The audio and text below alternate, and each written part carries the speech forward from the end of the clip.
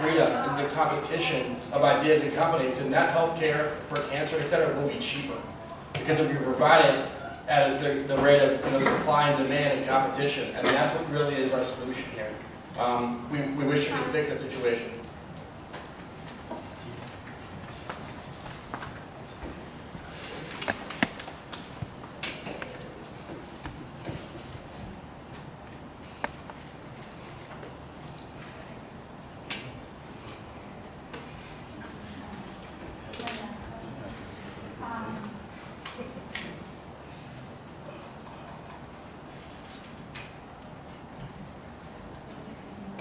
Skip us if it's better.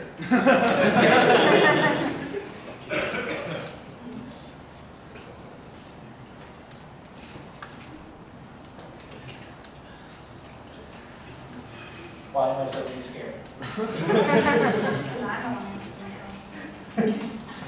To the Libertarians, I know this is more, it could be more directed to the Republicans, but I think you should be able to answer. With a majority in the House and a narrow minority in the Senate,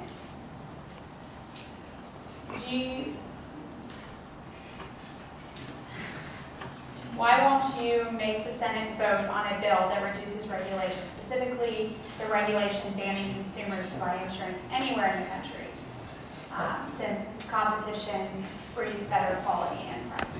So why won't we, well, that is a Republican question, because as far as I know, there are no Libertarians in the Senate. Why won't we force a vote on a bill to lower government regulation? Did I understand you right?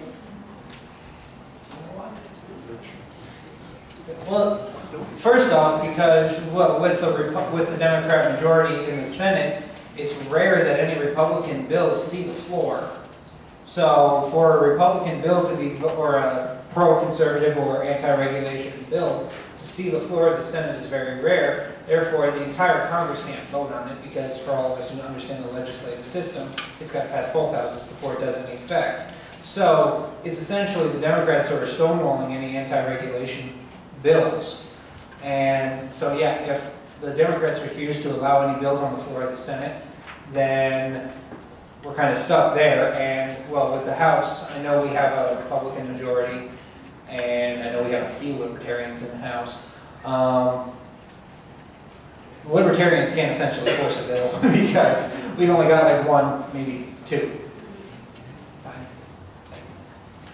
Let me just follow up that question by asking if the healthcare bill is unconstitutional and regulation passed by Congress has not been effective in lowering healthcare costs and in allowing more individuals to necessarily have more equal access to healthcare and to insurance, then how would you best recommend that we help our community by reducing those costs? Is it just going to be further regulation? What exactly should the government be doing in order to help that section of the economy?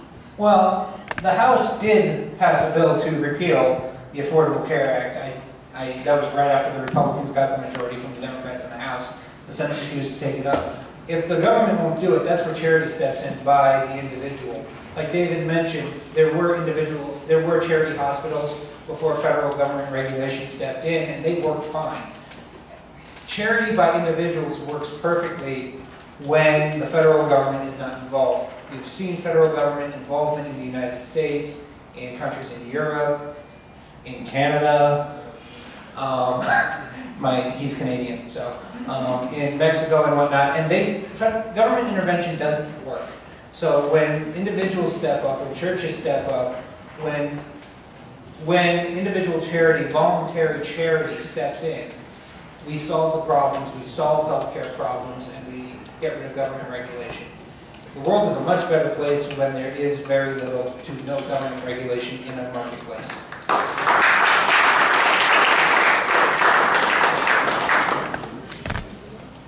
Democrats. Medicare and Medicaid have cost several times higher than prospective expenditure. What are the guarantees that Obamacare won't? The most simple argument to that is that because we're making it fair across the board, We're allowing individuals who never had the opportunity to have affordable health care. We're allowing the mothers that are, single and not able to even access government welfare systems. We're providing for the minority, and we're also allowing the majority to keep the comfortable health care that they have now by using incentives and making it so that the individuals that do subscribe to health care in the private realm have incentives. We're making it so that it's just, we're making it so that it's level on the entire playing field, and by doing that, we're lowering the cost simply for the fact that when everyone has access to the same thing, they're paying the same amount, it drives the cost down because the demand for it goes down as well because it's open across the board.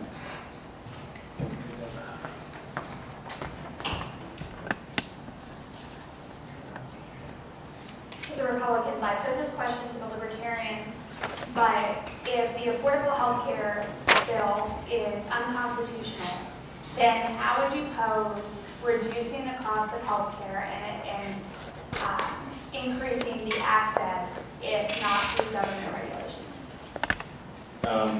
I think government regulation in and of itself is what's driving these costs up. So that would not only not be the right solution, that's the problem. As my partner alluded to or spoke of earlier, we believe a free market solution would fix many of the problems. I'm not going to claim that there should be no regulation. I'm sure in some places it's needed, but drastically reduced. So I think the first step we take is find a way to cut these regulations on these businesses so that the free market can flourish. Where there's a demand, there's going to be someone to meet it in this healthcare scenario. Right now, no one's meeting that because there's too many regulations. So if we take that burden off of the free market, I think we could see a lot better situations. To the Libertarians, David, you are a Canadian, correct? Yes. So could you briefly share some of your personal experience with government-run healthcare? Well, I've experienced both the American system and the Canadian system. As far as Canadian healthcare goes, we have extremely long wait times. For example, my grandmother, she needed to get an operation done. It happened about 10 months later. And then another story that I had was that one of my grandfather's friends needed an operation done. And my grandfather pressed him to go to the doctor and say, hey, I have friends who are going to sue you if you don't do this operation soon. And he really needed this operation done. And then they did the operation, and they found out that if he had not done the operation that day, he would have died very, very shortly because there was something that they didn't know about. So there's a lot about it. I actually think the Canadian system right now is better than the American system in some ways. And the reason why I think that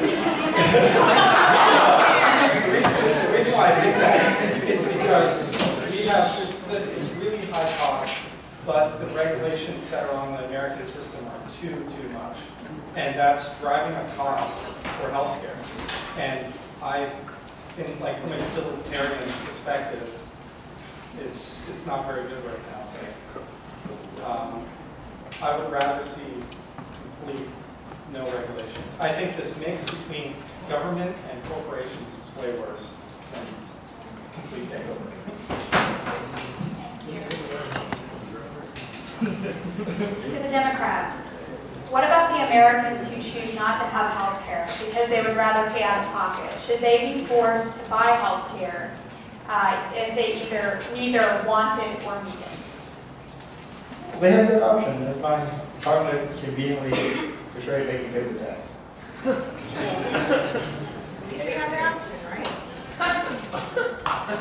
And my follow-up question to that would be, if they choose not to pay the tax, what is then the penalty? Are we talking prison? Are we talking you get visited by the IRS? If so, is that not more tyrannical than it is free government? Tyrannical, that's an extreme, my friend. If you don't pay something, you will go to prison, and if you don't buy something, you have to pay it. If you don't pay it, you go to prison. Yeah, I see I get you. I'm saying that with the, can you read the question again? Because I'm thinking about you too much. Okay, Sorry.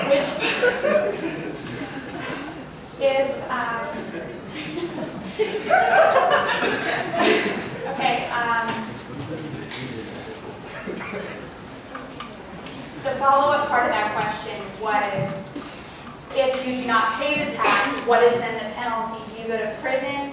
Do you get in trouble with the IRS? What exactly is that? And if it is prison, then how is that?